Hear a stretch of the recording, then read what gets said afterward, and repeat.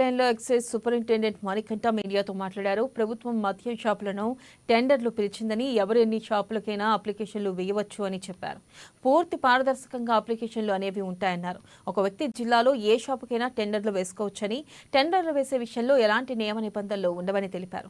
ఈ నెల 9వ తారీఖు వరకు టెండర్లు వేసుకోవచ్చునన్నారు. టెండర్లు పూర్తయిన తర్వాత జిల్లా కలెక్టర్ డ్రా తీసి టెండర్ దక్కించుకున్న వారి వివరాలు వెల్లడిస్తారన్నారు. ఇక జిల్లాలో మొత్తం 129 షాపులకు అప్లికేషన్లు వేసే వెసులుబాటు ఉందన్నారు. 129 షాపులకి మనకి అప్లికేషన్స్ వాళ్ళ స్టేషన్స్లో కానీ కంప్లీట్గా ఆన్లైన్ పద్ధతిలో కానీ చేసుకోవచ్చు అప్లికేషన్స్. ఇది 2 ఇయర్స్ పాలసీ, 2024-26 సంవత్సరం వరకు, అంటే 2 సంవత్సరాల ఎక్సైజ్ పాలసీ ఇది.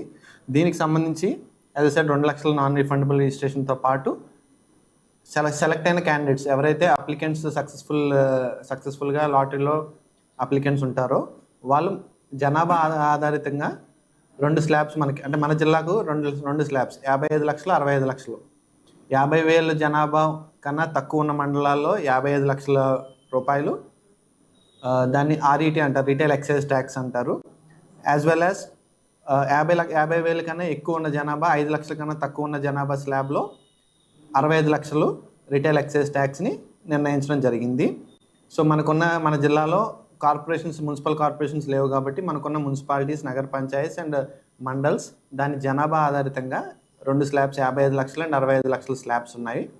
ఆ స్లాబ్స్లో వాళ్ళు ఎవరైతే సక్సెస్ఫుల్ అప్లికెంట్స్ ఉంటారో వాళ్ళు దాన్ని 1 సంవత్సరానికి 6 ఇన్స్టాల్మెంట్స్లో పే చేయొచ్చు. ఇన్స్టాల్మెంట్స్ కూడా ఏ డేట్స్లో ఆ రోజు సక్సెస్ఫుల్ అప్లికెంట్ ఆ రోజే 1/6 ఆఫ్ ది అమౌంట్ పే చేయాలి. అండ్ రిమైనింగ్ 5 ఇన్స్టాల్మెంట్స్ కూడా వితిన్ టైమ్ స్పాన్లో వాళ్ళకి డేట్స్ మెన్షన్ చేస్తారు. ఆ టైమ్ స్పాన్లో రిమైనింగ్ 5 ఇన్స్టాల్మెంట్స్ పే చేస్తారు. 2వ సంవత్సరానికి వచ్చి ఒక 10% ఇంక్రీజ్ ఉంటుంది. అంటే 55 లక్షల దానికి రిమైనింగ్ 10% ఎక్సెస్గా నెక్స్ట్ ఇయర్ మళ్ళీ దానికి same retail excise tax pay చేయాల్సి ఉంటుంది.